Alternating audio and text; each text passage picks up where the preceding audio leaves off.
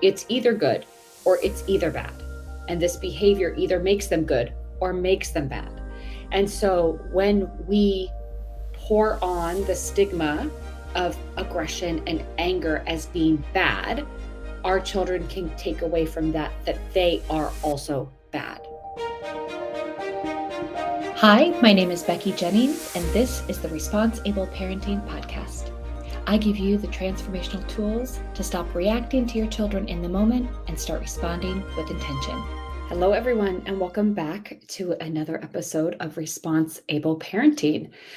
I'm really excited to tackle this question today because it's all about aggression and anger in our toddlers and our children, and how can we teach them not to be so aggressive, teach them not to be so angry? How can we as parents be the role models? In this listener's question, they said, I was told that I should do the exact same thing back to them. So, for instance, say your toddler bites you.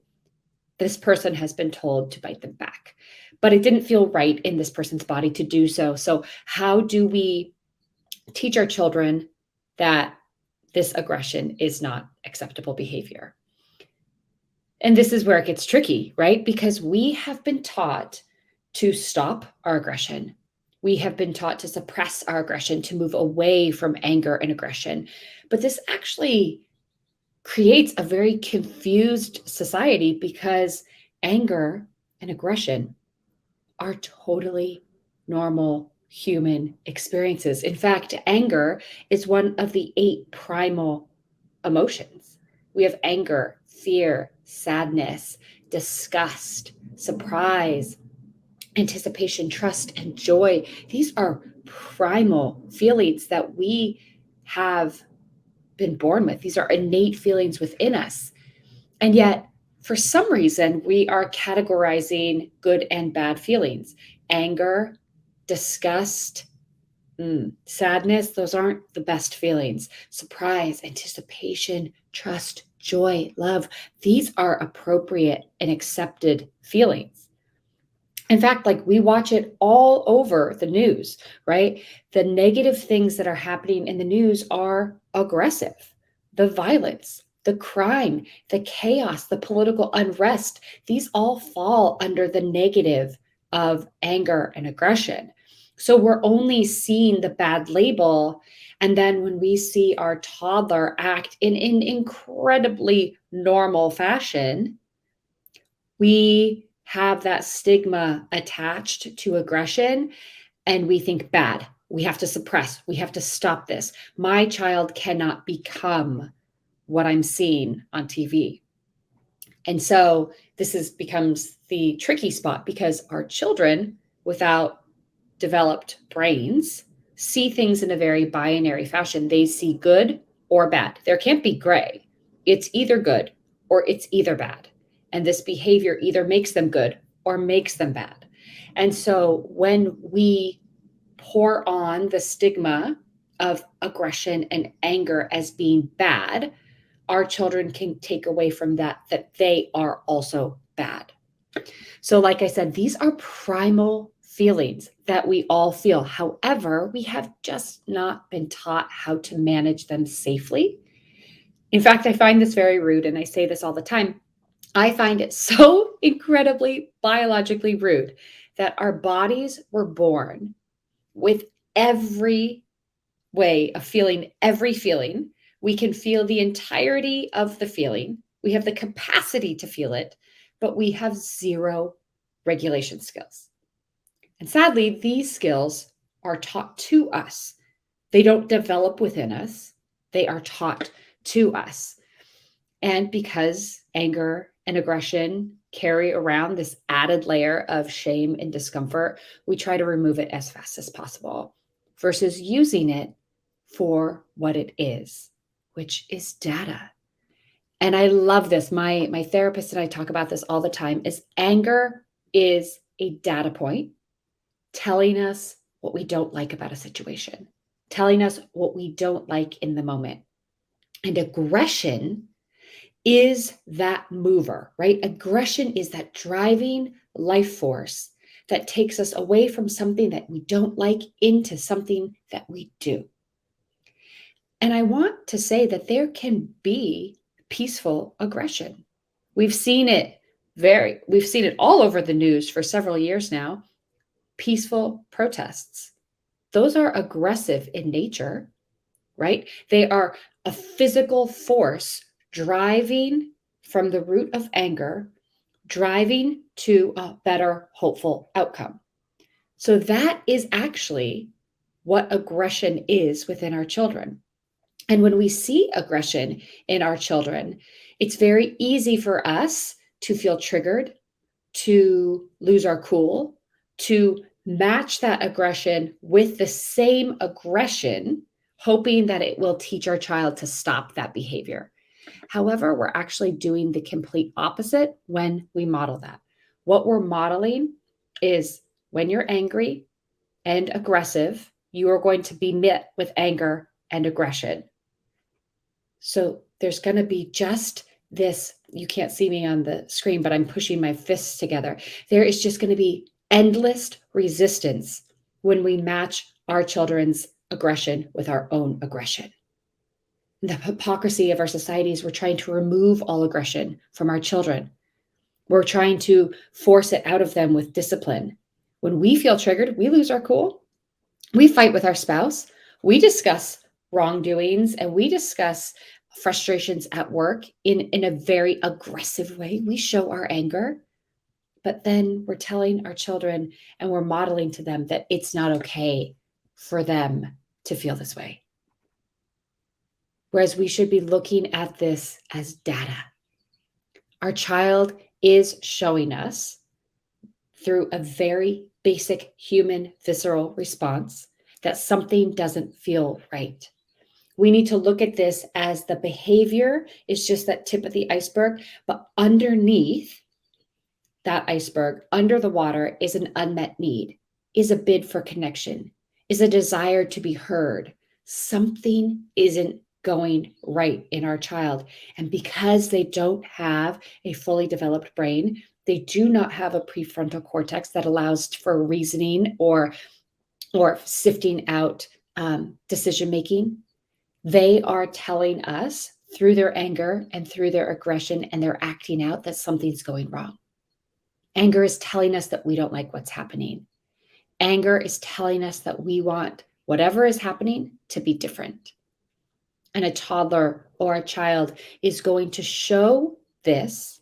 They're going to make it different by grabbing a toy, by pushing, by yelling, slapping, biting, because this isn't a skill set that they've learned yet.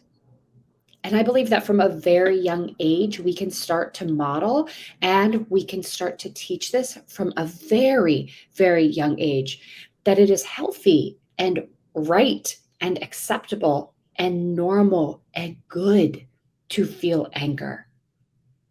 Let's figure out a way to move through the anger in a healthy way. Letting them know that that feeling is welcome, that you are listening, that every emotion on the spectrum is valid. However, every behavior is not. We need to figure out a safe way to match their energy that they're putting forth, not their aggression. So we meet them by acknowledgement and awareness. When a baby maybe bites you or scratches you, that is a perfect opportunity. They are stepping into their body saying, see me. This is me. This is my big energy. This is my big personality. I'm using whatever modality I have, my teeth, my hands, to show you that I am here. So rather than stuffing down that primal feeling and telling them that they are wrong to do that, we match their energy, not their aggression. We say, wow, I see you. You are big. That was big energy. Wow. Mommy could hear you. I understand. It is okay to let them know that you see them. Then we can say, no. I see you. No, you cannot hit me. Here is why. Let's focus on connection. Wow, I see that you have an enormous amount of frustration coming out of you with the words that you were saying to me. I see you. I hear you. You are not allowed to speak to me that way. This is why I believe in you so much and I love you so much. Is there a better way that you could have used your voice to tell me how you felt? Acknowledge what they're doing. I really love to sportscast. I find that that is one of my biggest tools that I have taken away from parent coaching is sportscasting, because it takes my triggers and my frustrations out of the moment, and it allows me to zone in and hear them so completely and so fully. So if they're, kicking on the way to a diaper change, I can say, wow, Trey, you are so frustrated that I am taking you to get your diaper changing, that you felt you needed to kick me so that I could hear you. I see you. I hear you. I will not let you kick me because it hurts my body. That's the why. I love you and I still see your energy. We are going to change your diaper before nap, but I'm here for you. What can we do afterwards? Can we read a book? Can we cozy? Can we cuddle? So I think it takes a shift in our awareness, our own comfortability, our triggers, to say, what is it about anger that scares me so much as the parent? Am I future tripping to a time when I fear that, they're going to be on TV as the criminal? Am I future tripping to the point where they won't have friends at school because, they're the bully? What is going on inside of you in that moment that blocks you from connection, that blocks you from seeing that this is simply data that your child is trying to send you? What is blocking you? And then also, maybe even twisting it on its head. I like to do this sometimes as a parent to completely shift the whole dynamic and look at aggression as something I could be proud of. Wow, my child is not afraid to use their voice. My child's going to be a change maker in the world because look at this aggression. They are so determined to stand up for what is not right in their world right now that they are so willing to do XYZ. Being proud of that aggression and learning the skills within yourself on how to safely move through anger and aggression, how to use aggression and that life force to make powerful change for the better versus staying stuck in the stigma that it is bad and I should stifle it. And then how can you model that to your children?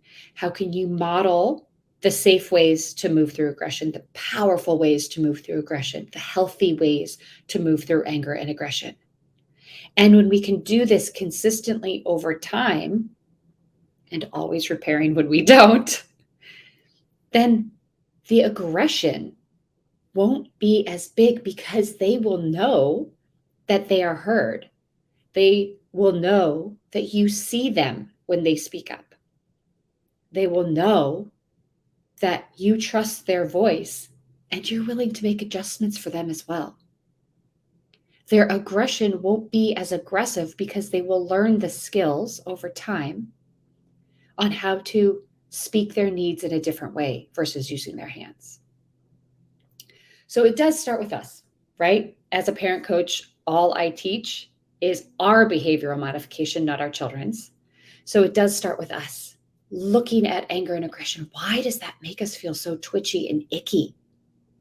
Looking at ways that we can start to move through our own anger and aggression in a much healthier way.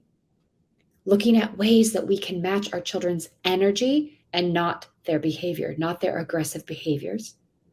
Looking at ways that we can sportscast and see them and acknowledge what is true for them in their moment. Acknowledge their expression of self. Work with them. Teach them how to get those feelings out in a safe way. Model it over time, and I promise you that the aggression will become less aggressive, and they will find a new way to use their voice to get their needs met in a safer, more loving, more collaborative way. Thank you so much for joining me today.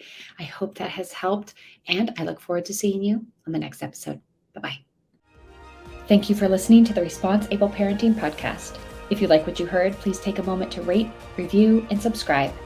If you know someone who would benefit from this podcast, I'd be honored if you'd share the episode with them. Until next time, know that you are enough. You are capable.